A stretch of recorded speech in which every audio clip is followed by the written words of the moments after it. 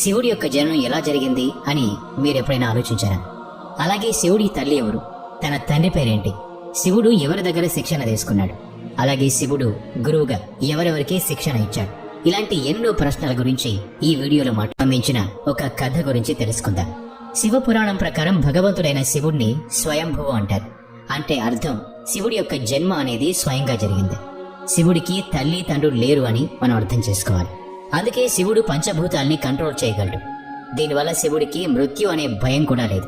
శివుడికి చావు అనేది లేదు. ఇప్పుడు విష్ణు పురాణంలో చెప్పబడిన భగవంతుడు శివుడి యొక్క జన్మకి సంబంధించిన ఇంకొక కథ గురించి మాట్లాడుకుందాం. విష్ణు పురాణం ప్రకారం విష్ణువు నుదుటి నుంచి వచ్చిన తేజస్సు కారణంగా శివుడి యొక్క జన్మ జరిగింది. విష్ణువు నాభిభాగం నుంచి బ్రహ్మ ఉద్భవించాడు.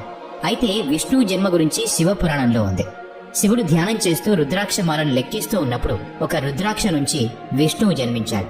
ఇక్కడ మీరు గమనించినట్లయితే విష్ణు పురాణం మరియు శివ పురాణం రెండు ఒకదానికొకటి పూర్తి వ్యతిరేకంగా ఉన్నాయి. ఇవే కాకుండా శివుడి జన్మకి సంబంధించి ఇంకొక పురాతన కథ కూడా ఉంది. ఈ కథ గురించి మీ ఇంట్లో మీ అమ్మమ్మ తాతయ్యలు చెప్పే ఉంటారు. ఇంతకీ ఆ కథ ఏంటంటే, ఒకానొక సమయంలో విష్ణువు మరియు బ్రహ్మకి మధ్య పెద్ద ఆర్గ్యుమెంట్ జరిగింది. ఆ ఆర్గ్యుమెంట్ లో ఈ యూనివర్స్ లో ఎవరు గొప్ప అనే మాటలతో గొడవ పట్టం మొదలు పెట్టారు. అలా వీళ్ళిద్దరి మధ్య ఆర్గ్యుమెంట్ జరుగుతున్న సమయంలో శివుడు మెరుస్తున్న స్తంభంలాగా మధ్యలో ప్రత్యక్షమయ్యాడు. బ్రహ్మ విష్ణువులు ఇద్దరికీ కూడా అక్కడ ఏం జరుగుతుందో అర్థం కాలేదు. అప్పుడు సడన్ గా ఒక శబ్దం వినిపించింది. మీలో ఎవరైతే ఈ స్తంభం యొక్క పైభాగాన్ని కనిపెడతారో వాళ్లే గొప్ప అనే మాట వినిపించింది. అది విన్న వెంటనే బ్రహ్మ ఒక పక్షిలాగా మారి పైకి గడ్డం మొదలు పెట్టాడు. విష్ణువు వరాహ రూపం దాల్చి స్తంభం యొక్క చివరి భాగాన్ని వెతకడానికి బయలుదేరాడు. అలా చాలాసేపు వెతికిన తర్వాత బ్రహ్మ విష్ణువులు ఇద్దరికీ కూడా స్తంభం యొక్క చివరి భాగం కనిపించలేదు. చివరికి వీళ్ళిద్దరూ కూడా ఓటమిని అంగీకరించారు. ఆ తర్వాత శివుడు స్తంభ రూపాన్ని త్యజించి అసలైన రూపంలోకి మారిపోయాడు. అది చూసిన బ్రహ్మ విష్ణువులకి ఈ యూనివర్స్ లో అత్యంత శక్తివంతుడు శంకరుడే అనే కనివిప్పు కలిగింది. శివుని మించిన శక్తి ఏమీ లేదు అని నమ్మారు. ఆ కథ ద్వారా శివుడికి అంతం లేదు అని అర్థం అవుతుంది. అందుకే శివుడిని స్వయంభూ అంటారు. అంటే భగవంతుడు శివుడికి అసలు అంతం అనేది లేదు. ఎందుకంటే శివుడు అమరుడు. శంకరుడికి సంబంధించిన ఒక ప్రసిద్ధ విషయం గురించి కూడా మాట్లాడుకుందాం. బ్రహ్మ శివుడికి తండ్రి అవుతాడు.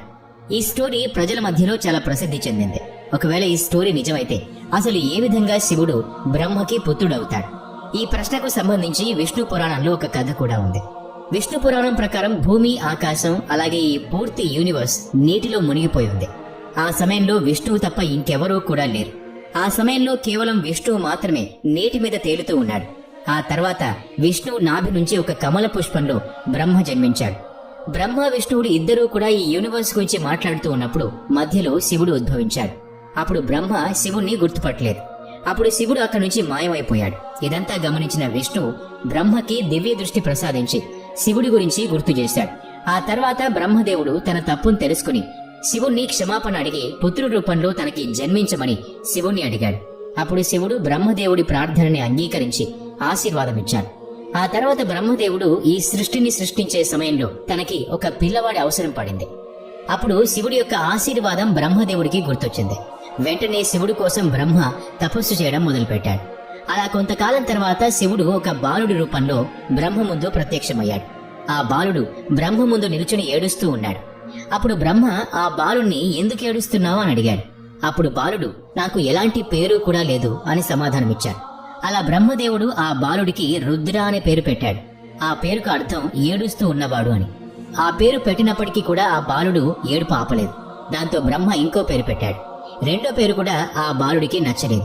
అలాగే ఇంకా ఏడుస్తూనే ఉన్నాడు. ఏదో విధంగా బాలుడి ఏడుపు ఆపాలని బ్రహ్మదేవుడు శివుడికి 108 పేర్లు పెట్టాడు. రుద్ర, సర్వ, భావ్, ఉగ్ర, భీమ్, ఈశాన్ మరియు మహాదేవ్ లాంటి 108 పేర్లు పెట్టాడు. శివ పురాణం ప్రకారం ఈ పేర్లన్నీ కూడా భూమి మీద రాయడం జరిగింది. దీని తర్వాత శ్రీమద్దేవి మహాపురాణం గురించి మాట్లాడుకోవాలి. ఈ పురాణంలో మహాదేవుడి యొక్క తల్లిదండ్రుల గురించి చెప్పారు. శ్రీమద్దేవి మహాపురాణం ప్రకారం ఒకసారి నారదుడు తన తండ్రి బ్రహ్మతో సృష్టి నిర్మాణం ఎవరు చేశారు అని అడిగాడు. అలాగే మీ త్రిమూర్తుల యొక్క తల్లిదండ్రులు ఎవరు అని అడిగాడు. అప్పుడు బ్రహ్మదేవుడు ఈ విషయం గురించి నారదుడికి చెప్పాడు. బ్రహ్మదేవుడు చెప్పిన విషయం చాలా ఆశ్చర్యకరంగా ఉంటుంది. బ్రహ్మ ఏం చెప్పాడు అంటే దుర్గాదేవి నుండి బ్రహ్మ, విష్ణు, మహేశ్వర్లు పుట్టారని సెలవిచ్చారు. ఆ దుర్గాదేవియే మా ముగ్గురికి తల్లి అని బ్రహ్మ చెప్పాడు. మరియు కాల సదాశివుడు మా త్రిమూర్తుల తండ్రి అని చెప్పాడు. ఈ కథతో పాటు దేవి మహాపురాణంలో బ్రహ్మ విష్ణువులకు మధ్య జరిగిన గొడవ గురించి ఇంకో కథ కూడా ఉంది. దేవి పురాణం ప్రకారం ఒకసారి బ్రహ్మ మరియు విష్ణువుకి గొడవ జరిగింది. గొడవలో భాగంగా బ్రహ్మ ఈ సృష్టి నేనే తయారు చేశాను అని అన్నాడు. దీనికి సమాధానంగా విష్ణు, నీకు నేను తండ్రిని, ఎందుకంటే నా నాభి నుంచి ఉద్భవించావు కాబట్టి అన్నాడు. అలా వీళ్ళిద్దరి మధ్య గొడవ పెరుగుతూ వచ్చింది. ఈ విషయాన్ని గమనించిన సదాశివుడు అక్కడికి వచ్చి, పుత్రులారా, నేను మీకు యూనివర్స్ ని తయారు చేయటం, పాలించడం లాంటి 2 పనులు అప్పగించాను. ఇదే విధంగా శంకరుడికి సంహరణ, తిరోగతి లాంటి పనులు అప్పగించాను. సదాశివుడు ఇంకా మాట్లాడుతూ, నాకు 5 ముఖాలున్నాయి. 1 ఆకార్, 2 ఉకార్, 3 ముఖార్, 4 బిందు మరియు 5వ ముఖం నుంచి నాథ్ అంటే శబ్దం ఉద్భవించింది. ఈ 5 ముఖాల్ని కలిపి చూసినట్లయితే ఓంకారం తయారవుతుంది. ఈ ఓంకారాన్ని మనం అందరం శివుడి మూలమంత్రంగా చెప్పుకుంటాం.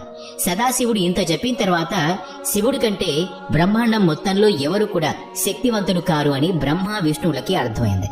దాంతో ఇద్దరు కూడా శివుడికి ప్రణామాలు చేశారు. ఇప్పటి వరకు శివుడి గురించి ఎన్నో విషయాలు తెలుసుకున్నాం. అయితే శివుడు ఎవరి దగ్గర శిక్షణ పొందాడు, శివుడి యొక్క గురువు ఎవరు అనే విషయం గురించి తెలుసా? మీలో కొంతమందికి ఈ విషయం గురించి తెలిసే ఉంటుంది.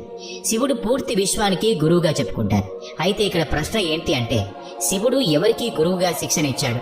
హిందూ పురాణాల ప్రకారం ఈ విశ్వానికి బ్రహ్మ మరియు శంకరులు ప్రథమ గురువులు అవుతారు.